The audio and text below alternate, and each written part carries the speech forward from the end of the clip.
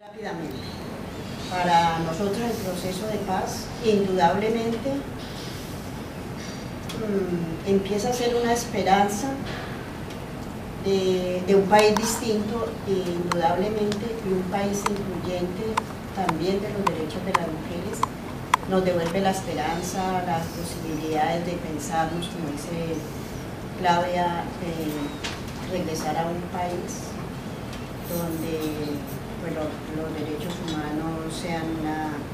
permanente, donde la democracia, como decía yo ahora, realmente incluya los derechos de las mujeres, se nos reconozca no solamente por el hecho de ser mujeres, sino también por nuestro proceso de resistencia tan fuerte que hemos venido trabajando. Es muy significativo para nosotros porque nos consideramos quienes estamos afuera y con quienes están en el país aún luchando y resistiendo,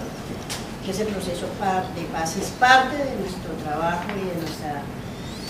resistencia y de nuestro trabajo en pedagogía permanente por la paz y los derechos humanos en el país y afuera,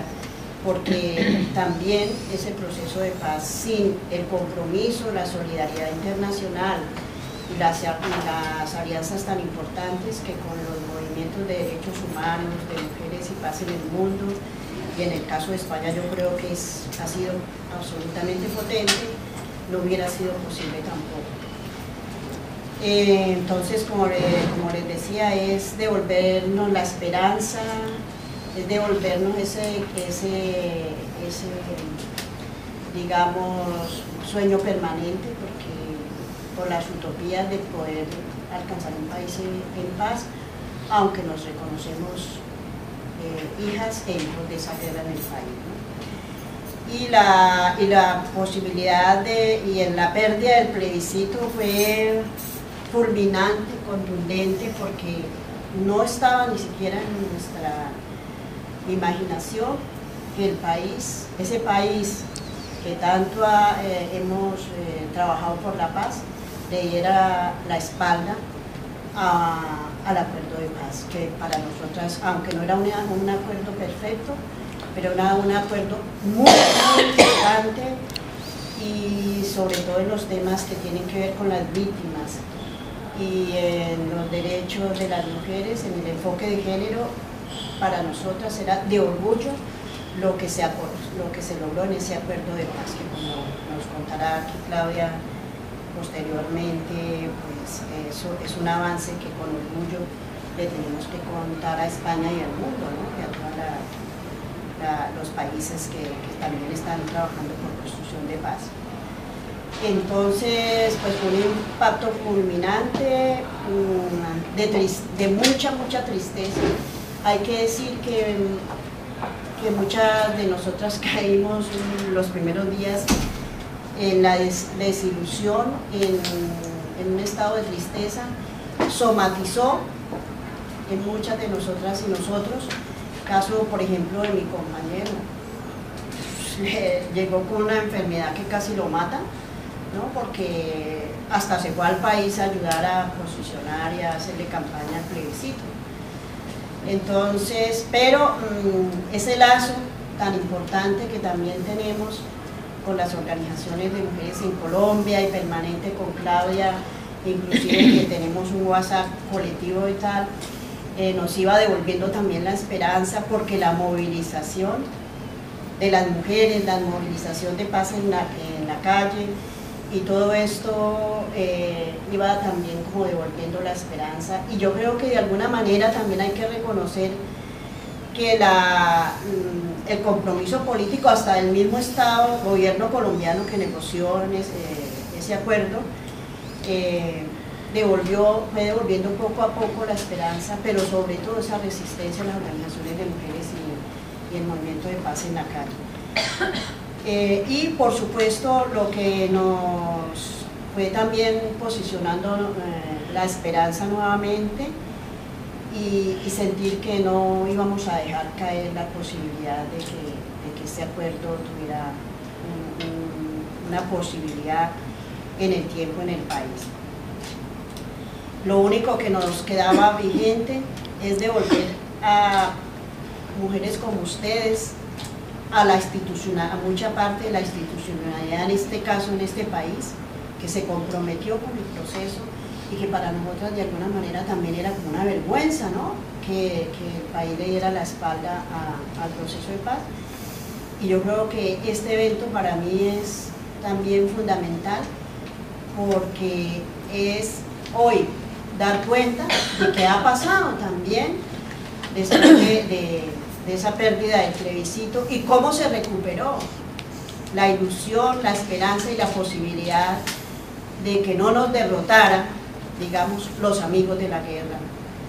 y quienes siguen apostándole por una postura no de paz, no de defensa de los derechos humanos en el país y que de alguna manera se ha impuesto la posibilidad y los anhelos de paz y la esperanza y el trabajo de resistencia de las mujeres y los movimientos que le han ajustado a este proceso y también de la parte política que de alguna manera está jugando su papel. Yo no sé, Ana Teresa, estaba haciendo la pregunta que dije que les iba a hacer, si quisieras añadir algo más o menos cortito, que pena que como víctima y desde este lugar, pero lo que tú sabes, además porque fuiste al país, ¿qué significa ese proceso de paz para nosotros, nosotras? ¿Y qué significó ese 2 de octubre? Perdón, cortito, ¿de qué quisieras complementar, decir? Ya saben que cuando empezamos a hablar del proceso de paz, antes cuando hablábamos de la guerra, no podíamos parar, no podíamos, y hacemos los esfuerzos de entre nosotras ir recordando, ya te queda poco tiempo. Algunas ideas complementando lo que muy bien ha explicado Leito. Primero desde el sentimiento, desde la emoción. Para nosotras ha sido una alegría y ver que es posible un logro después de tanta lucha en el país del movimiento social de mujeres. Entonces era como esa utopía, sentir que sí es posible la transformación a partir del trabajo y el compromiso nuestro, y consideramos que en eso hemos sido copartícipes, aunque haya sido una decisión del gobierno colombiano y de la FARC sentarse, pero también nosotras como parte de ese movimiento social que durante años ha sido nuestro anhelo. Entonces, esa alegría incontenible y sentirnos parte del proceso. Luego es sentir la esperanza de los pueblos en todo el mundo, que es la esperanza que no queremos las guerras, que no queremos que las economías se financien con esa venta de armamento y que por lo tanto justifiquen unas guerras internas para mantener una desigualdad. Para nosotras era demostrar que la esperanza en cualquier lugar es los pueblos al derecho a la justicia, pero también que se abría una puerta para lo que tantos años hemos denunciado en los organismos multilaterales de derechos humanos,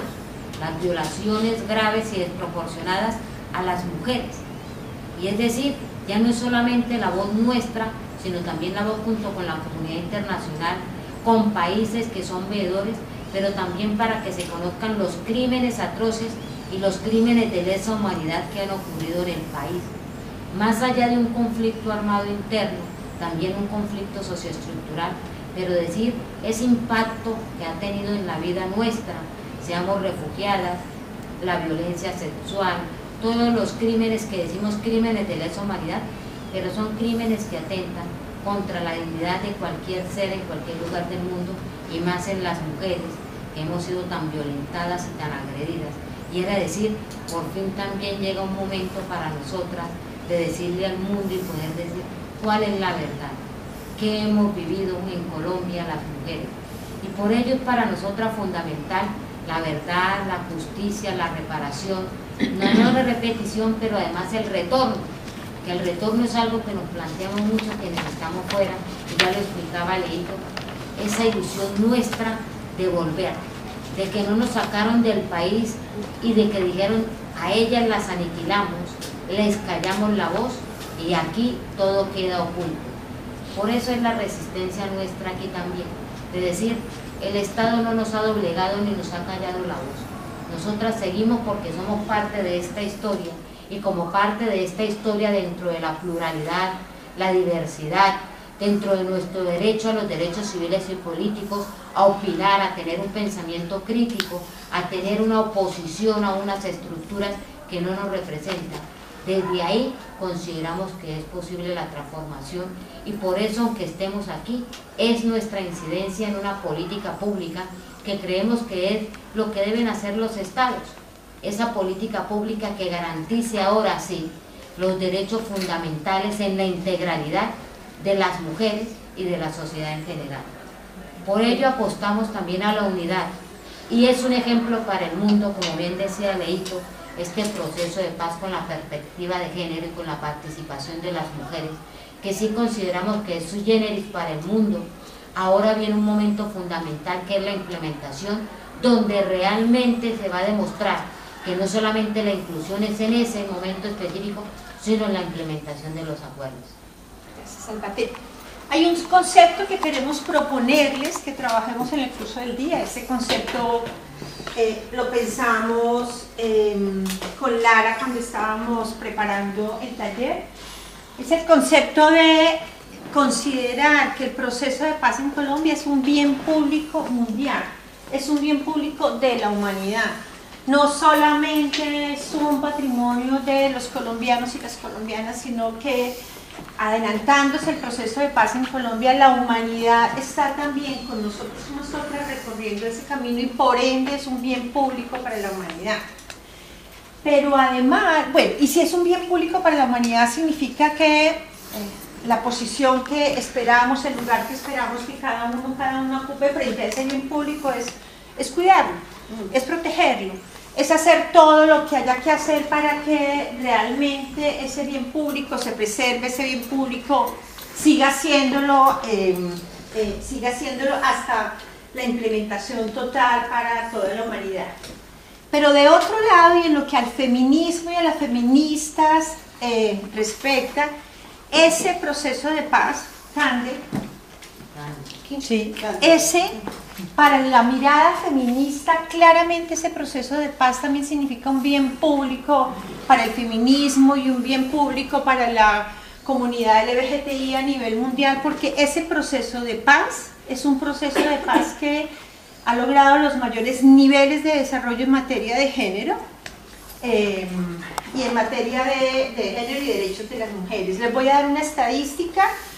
que proporciona una universidad de Estados Unidos, el Instituto de Paz de la Universidad de Notre Dame, en el siguiente sentido. Ese instituto